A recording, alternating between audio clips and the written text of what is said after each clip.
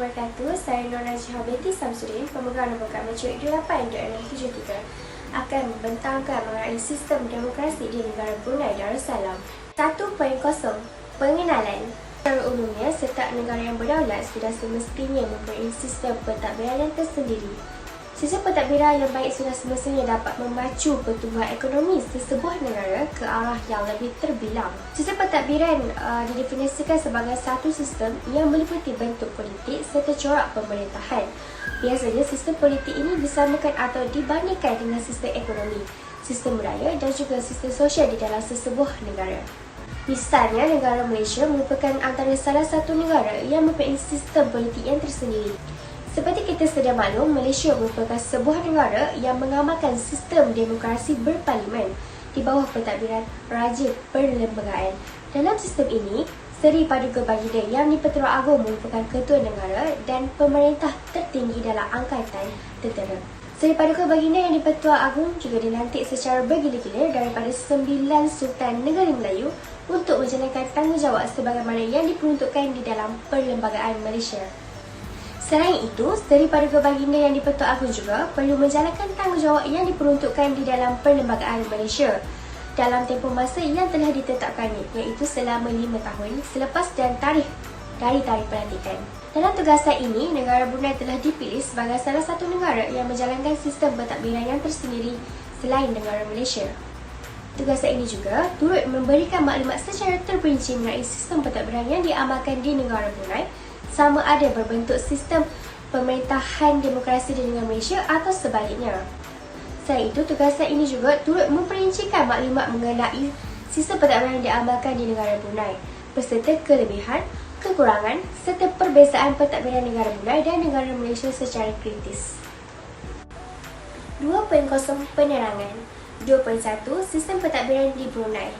Darussalam merupakan antara sebuah negara yang mengamalkan sistem pentadbiran berbentuk pemerintahan monarki mutlak ataupun kita kenali sebagai absolute, iaitu menetapkan sultan sebagai ketua negara, ketua kerajaan, Perdana Menteri dan Menteri Pertahanan.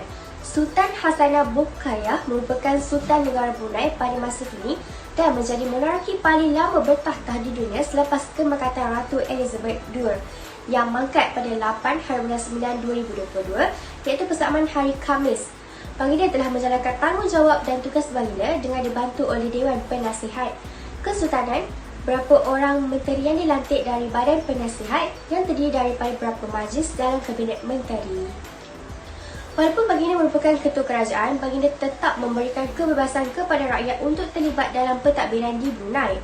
Buktinya, pada tahun 2004, baginda telah menghidupkan semula Majlis Mesyuarat Negeri MMN yang dahulunya telah dibubarkan sebelum negara Brunei mencapai kemerdekaan, iaitu pada tahun 1984. Majlis Mesyuarat Negeri MMN mestilah terdiri daripada individu yang dilantik atas perkenaan baginda Sultan dan yang di-Pertuan Negara Brunei Darussalam. Kebanyakan individu ini terdiri daripada menteri-menteri kabinet, orang-orang yang telah mencapai kecemerlangan, orang-orang yang bergelar dari wakil dari tempat daerah di negara Brunei Darussalam bagi melambangkan penyatuan dan kesatuan bangsa Brunei. Kewujudan MMN adalah bertujuan untuk memastikan rakyat dan penduduk setempat negara Brunei terlibat sama dalam membangunkan negara selaras dengan perkembangan dunia moden pada masa kini.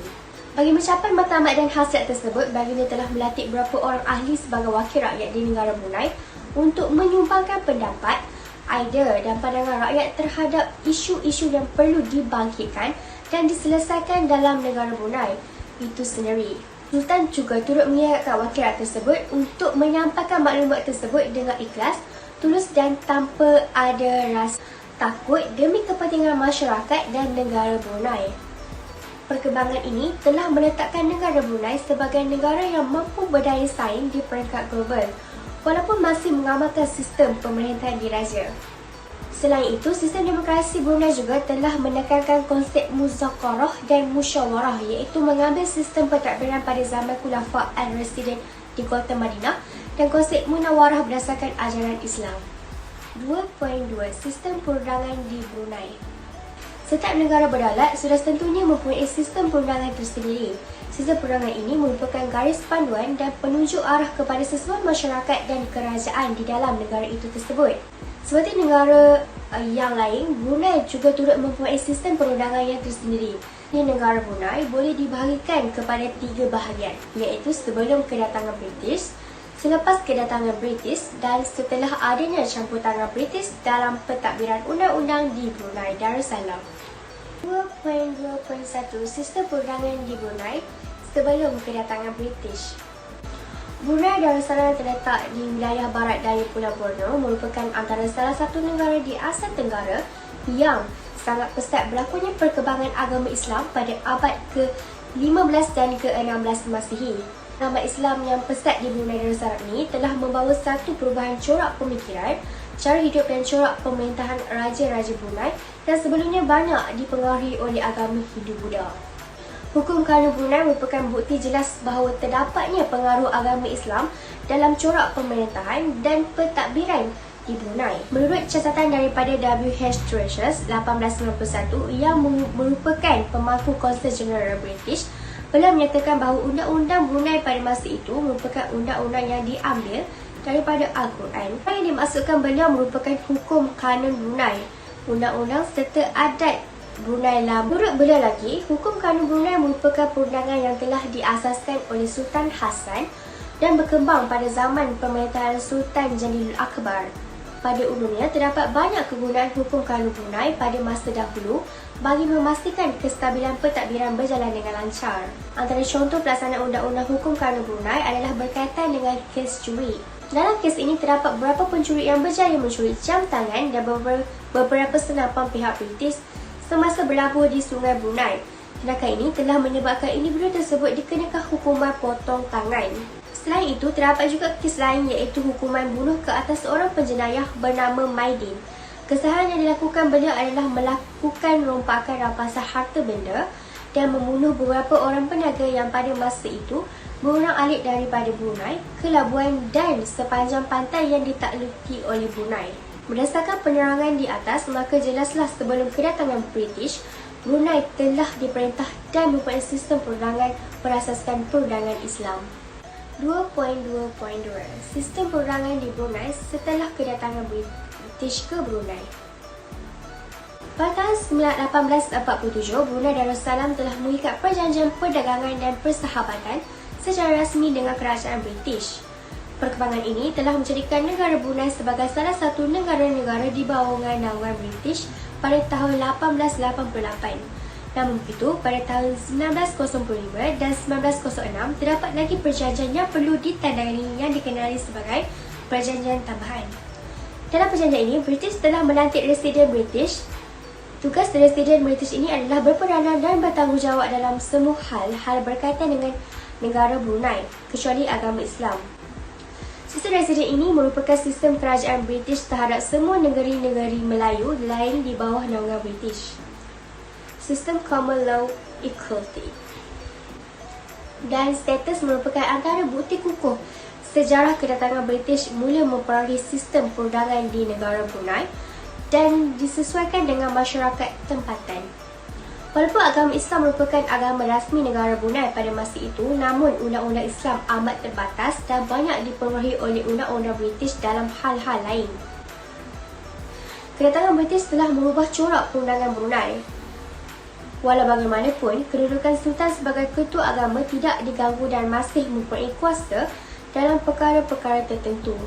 Misalnya, Duli Yang Maha Mulia Sultan Omar Ali Saifuddin III telah menubuhkan Majlis Musyawarat Syariah pada tahun 1994 dan Jabatan Hal Ehwal pada tahun 1955. Perubahan tersebut bertujuan untuk mengemastini perundangan Islam supaya lebih teratur dan kemas. Pelaksanaan undang-undang Islam pada masa itu terhad dan hanya berkuat kuasa kepada orang Islam sahaja. Perundangan di Brunei setelah campur tangan British. Pada tahun 27 Mei 1847, Brunei telah mengikat satu perjanjian dan perdagangan antara Her Majesty's Queen of United Kingdom of Great Britain. Perjanjian ini secara tidak langsung telah mengurangkan bidang kuasa hukum kanun Brunei.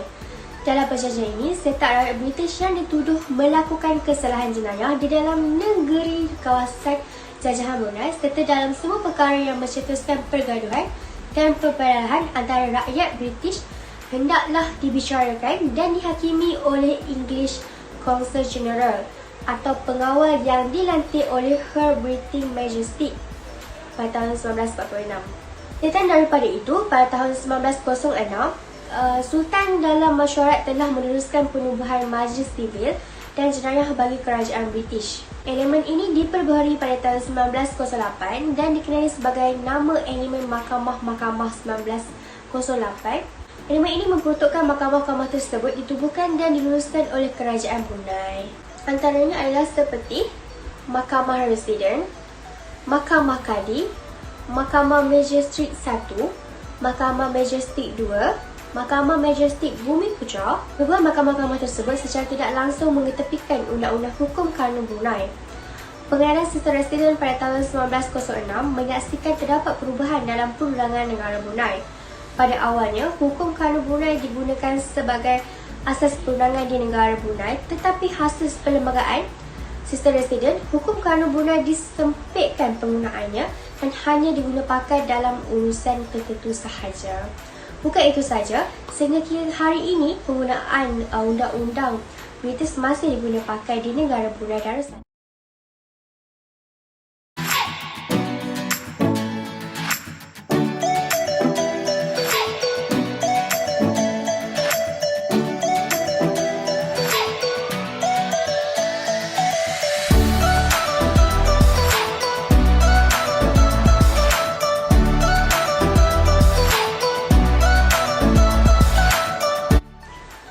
Pengkosong kekuatan dan kelemahan. Sabah merupakan antara salah satu wilayah yang terletak di barat daya Pulau Borneo, Sabah, dengan kawasan wilayah sepanjang 5.76 km. Pada amnya, ibu kota Brunei ini terletak di Bandar Seri Begawan dan merupakan antara bekas jajahan British. Kemerdekaan negara ini diperoleh pada tahun 1 Januari 1984 dan dialami oleh pelbagai golongan etnik. Maka tidak heranlah jika pada hari ini Brunei merupakan antara salah satu negara yang berdaulat dan mempunyai sistem pentadbiran yang tersendiri. Walau bagaimanapun, sistem pentadbiran di setiap negara terutamanya Brunei sudah tentunya mempunyai kelemahan dan kelebihannya. Tugas saya ini akan memperincikan kelemahan dan kelebihan sistem pentadbiran yang digunakan oleh Brunei dalam pentadbiran negaranya. 1. Kelemahan sistem pemerintahan di Brunei. Seperti kita sedia maklum, Brunei merupakan antara salah satu negara yang mengamalkan sistem pemerintahan berbentuk pemerintahan monarki mutlak, iaitu meletakkan Sultan sebagai ketua negara, ketua kerajaan, Perdana Menteri dan Menteri Pertahanan. Ini bermaksud segala keputusan dalam ekonomi dan negara diuruskan oleh Sultan dan turut dibantu oleh badan penasihat yang terdiri daripada beberapa majlis dalam Kabinet Menteri. Sebelum penubuhan Majlis Mesyuarat Negeri (MMN), rakyat tidak mempunyai sebarang kuasa atau terlibat secara langsung dalam bidang politik atau bidang negara. Ini bermaksud mana-mana individu yang tinggal dan mempunyai status kewarganegaraan Brunei tidak boleh sama sekali terlibat dan mempunyai kaitan dalam urusan-urusan pentadbiran negara Brunei itu sendiri. Kelemahan ini membuatkan terdapat segelintir masyarakat yang memberontak dan menubuhkan parti sendiri untuk menolak pemerintahan beraja di Brunei. 4.2 Kelebihan sistem pemerintahan di Brunei.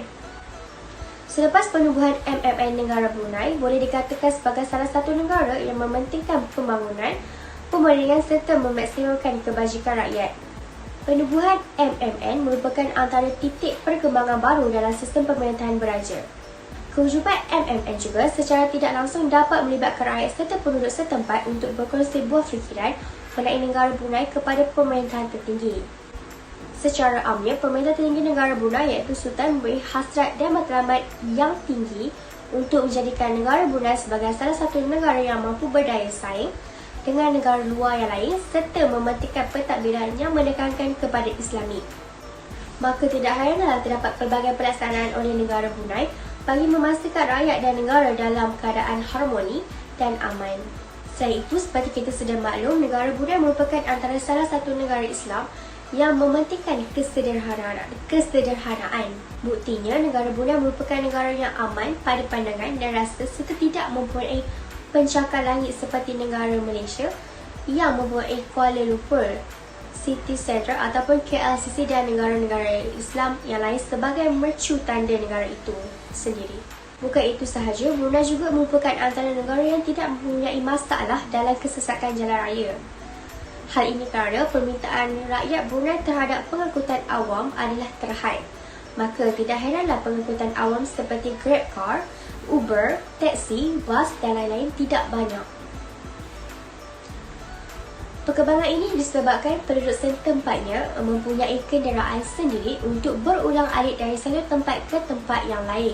Maka tidak heranlah jika suatu hari nanti jika negara Brunei merupakan antara salah satu negara yang mempunyai sifar miskin tergar dalam kalangan masyarakatnya.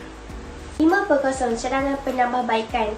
Walaupun negara Brunei merupakan antara salah satu negara yang tersenarai dalam negara terkaya di dunia pada tahun 2015, namun begitu, terdapat beberapa kelemahan dari beberapa sudut yang masih boleh diperbaiki supaya tidak menjejaskan wawasan dan matlamat negara Brunei itu sendiri. Antara kelemahan serta cadangan penambahbaikan tersebut adalah seperti berikut. Pertama, dari segi perkhidmatan awam. Secara amnya, negara Brunei tidak mempunyai masalah dari segi kesesakan lalu lintas.